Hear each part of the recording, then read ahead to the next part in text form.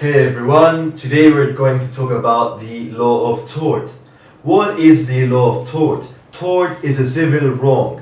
And specifically today, in order to analyze the law of tort, we're going to talk about liability in negligence. What is liability in negligence? Well, liability in negligence is when the omission or the act of the defendant causes damage to the claimant and the court believes and rules that there are available damages to be paid by the defendant to the claimant. We must make clear that in order for liability negligence to exist, three specific elements must be established and recognized. What are these three elements though? These elements are a duty of care owed by the defendant to the claimant, a breach of that duty of care, and a damage caused by the defendant to the claimant that is not too remote. So now let's continue and let's analyze each element on its own. Let's begin first of all with the duty of care. The duty of care needs three elements to be found in order to be established. These three elements were determined by the case of Caparo versus Dickman in 1990, and specifically they are foreseeability, proximity, and reasonableness, whether it was fair and just for these damages to be paid by the defendant. So let's analyze each one of them.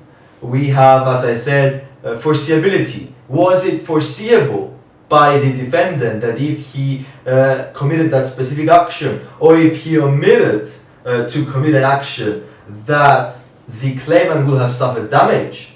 Let's say, for example, that if I drive my car recklessly, it is absolutely foreseeable that there is a high probability that I may cause an accident and that I may cause an injury on another person, on a third party. So it is absolutely foreseeable. Proximity.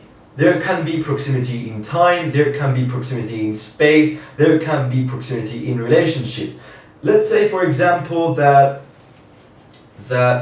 I hear a very harsh sound, and I believe that it is an accident, and I rush to the place of the accident, to the area of the accident, so as to see what has happened, and I see the dead driver, and I suffer a shock, and I go to the court and I claim compensation for the shock. Is there proximity in time or space or relationship? There is no proximity, and so my case will not be valid, and my claim will not be paid. And reasonableness. Is it fair, is it just to impose on that reasonable man damages to be paid by him? And this is absolutely on the court to decide, but generally, if let's say I'm a public sector worker, I must have more of a duty towards my people. And let's say, for example, that if I know that my action will have caused damage and I do not do nothing, then it is absolutely reasonable that compensation must be paid by me. Let's leave behind duty of care and let's continue to the breach of the duty. As I said, I drive my car and I hit someone. I'm a reckless driver, I'm not careful, so I breach my duty.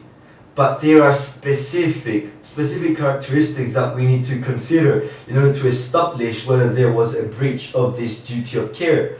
Specifically, there must be, are there any specific characteristics of the claimant, any specific characteristics of the defendant?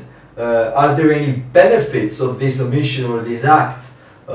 Are there any special circumstances? Would my action cause benefits, as I've said? Were any precautions taken, necessary precautions were taken? So the court must take into consideration all of these factors, weigh them, and beyond any reasonable doubt, on the balance of probabilities and take into consideration the actions of a reasonable ordinary person, decide if there was a breach of the duty. And now let's analyze the damage. And to analyze whether a harm was caused, a damage, and let's distinguish first of all what is a damage and what are damages, because usually people confuse damage with damages. Damage is the harm caused by the defendant or the claimant. Damages are the financial compensation that the court rules that the defendant needs to pay to the claimant. Okay, we've sorted this out, and now let's talk about the damage. In order to establish whether damage was caused by the defendant to the claimant, we need to apply the but-for test. But for the defendant's action or omission, would have the claimant suffered loss or damage? We need to establish causation in fact by using this but-for test, and if causation in fact is established, then there is causation in law, and then compensation needs to be paid.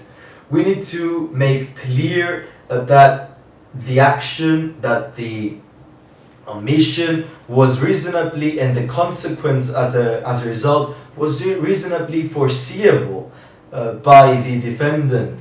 Let's say, for example, that I bought a building, and that I want to demolish the building in a few days, and I do not have the building locked, and one night vandals come in the building, they vandalize the building, they set fire on the building is ignited on fire, and the surrounding buildings are also lit up on fire. Would that be reasonable and foreseeable for me? Would I have foreseen that if I hadn't locked the building, vandals would come in and set the building on fire? No, it wouldn't have been so foreseeable, because I'm not going to be aware that there are vandals and that the vandals are going to come in, set out on fire, and then the entire neighborhood will be lit on fire. So the court will take that into consideration, and the claims of the neighbors that they're going to want compensation for their buildings, maybe they wouldn't have been reasonable. So generally, this is it with damage. But I also want to take into consideration. I want you to take into consideration the novus actus intervenes, which is an intervening act. For example, the defendant is doing something, but a third party action comes in and changes the result, and it is beyond the defendant to control that third party action, and as a result a different consequence comes into play. The court will take that into consideration and will consider that it was beyond the defendant's powers to control that third party, that intervening act, which changed the entire consequence. So basically, this is it with liability negligence, which we have discussed in this episode. And so stay tuned, and in our next episode we're going to talk about the civil court procedures, about the tort law, and compensation, financial compensation, damages. Stay tuned. Thank you for watching. Have fun.